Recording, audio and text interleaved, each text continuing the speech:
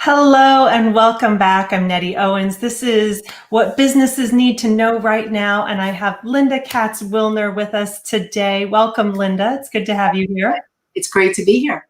Lynda helps professionals from all backgrounds speak, sound, look, and listen like leaders. I love the work you're doing, and I love the focus that you have.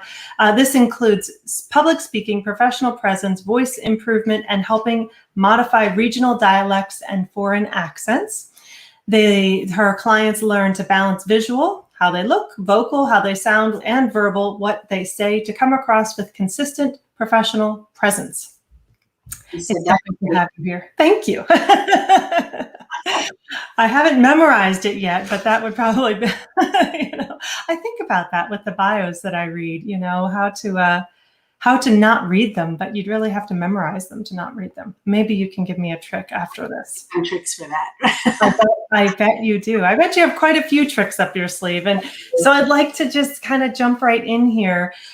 We've known each other for a little while. Your business has definitely evolved over the years. What's changed for you, and especially recently? And if you could fill us in. Recently, I'll quickly just give the quick background that I started as a speech and language pathologist, working with people, more adults than children, but people with speech, language, voice disorders and communication disorders. And I saw how important communication is when you lose it. I switched over to people who are emerging leaders and professionals who want to move up in their career, and they need to find their voice, but not just find their voice like you often hear, right? But use their voice in a way that's consistent with their image that they want to project. And so I've moved into that.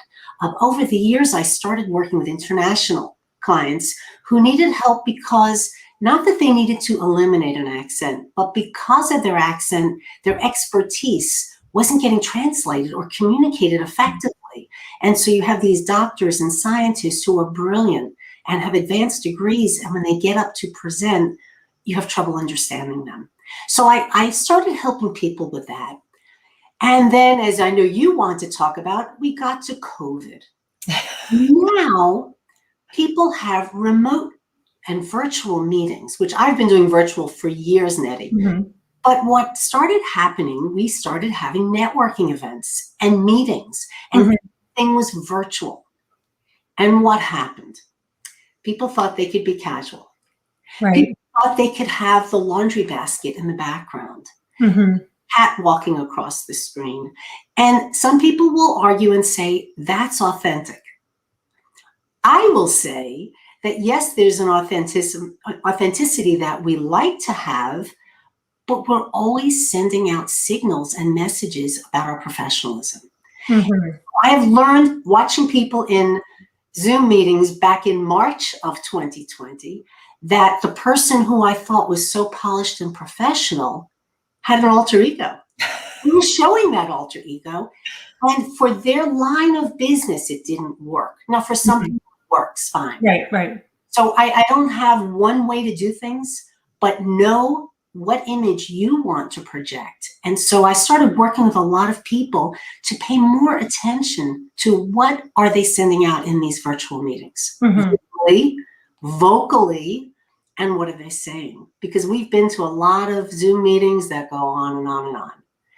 So I'd say my business has really blossomed because of that, because people had to learn a new way to communicate, or learn that it's not that different. You can't just sit at a camera in a dark room and say, that's okay to show up that way. Well, I think that there's an expectation that has changed too, because I think prior to so much going online, you could get away with attending a virtual meeting and never turning your camera on. But in this past year, it's become the expectation that you show up visibly, because we're not going to be meeting with you in a room physically. So we want to see you. We want to engage with you.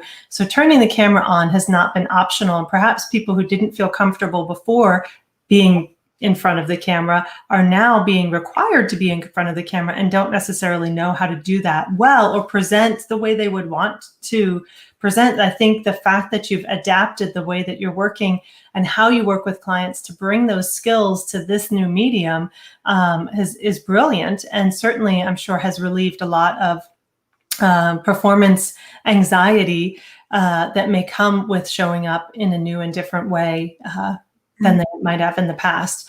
So, we're on this new medium. We're getting a handle of. We've got to present our backgrounds and our foregrounds and our voices and how we communicate in a different way than what we're used to.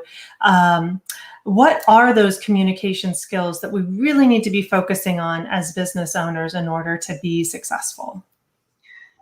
That's a wonderful question. And let me start by saying many of us think we have to speak a certain way. And I believe this, of course, that we have to speak a certain way and sound a certain way. But the most important skill for a business leader, to me, none of that. It's to be a good listener. To be a good listener, to be curious, to be interested in the other person, as Dale Carnegie has said, not to try to be the most interesting person in the room. And I think we can learn that a lot because we're getting thrown into, and people will be going back to the workplace soon, and they're starting to, but these skills work every place. But on these Zoom sessions, we were thrown into these breakout rooms. And in these breakout rooms, we have maybe a minute or two to tell us who we are. And it's all about me, me, me, me, me. And then somebody's not finishing, and then the fourth person in the room doesn't get a chance to talk. We know who we are. People will like us more if we take more of an interest in them. And I think that's basic sales advice all the time. Know the questions to ask. Be a good listener and show up that way. I'm not saying speaking isn't important, because my goodness, I work on that all the time, but people forget how important listening is because we all stress that we're in the room. It's going to be our turn to talk. What are we going to say? And then it becomes all about us. So we have to really think about other people and what can I help you with, Nettie, rather than what do I do? Well, you raised a question in my mind as you were just speaking, because you said to know what questions to ask. Do you have your clients, or do you recommend having some prepared questions in your mind that just help you engage in that listening activity from the beginning? Because I know there have been times where I've come into a meeting and thought, like you said, it's going to be my turn to speak. I need to say the right thing. I need to, this is my elevator pitch. I've got to, deliver it really well. And I'm not thinking about asking the person next to me anything. I'm thinking about, I've got to do a great job for this. So I'm imagining having some questions ahead of time that prepare my mind to listen would be helpful. Do you have any of those? That's I don't think anybody's ever asked me that. I think part of it is know your audience. Just like I do a lot of coaching and public speaking, and I do master classes. And one of the first things I say to people is know your audience. So if you're in a certain type of meeting, hopefully you know what you may have in common. You know what the topic might be about. Ask questions about that. Be curious about the other person. And again, you said we often think, and we're so ready to reply and just give what we want to say, that we truly are not listening to that other person. When we have that prepared pitch, and I just worked with somebody on this today, it sounds like a prepared pitch. And so people don't feel like you're speaking with them. You memorized, like you just said, memorize these. No, don't memorize them. Just talk. Because when we start to talk, we come across better. And so be curious. Why did somebody come to you to talk? Why did they come to that meeting today?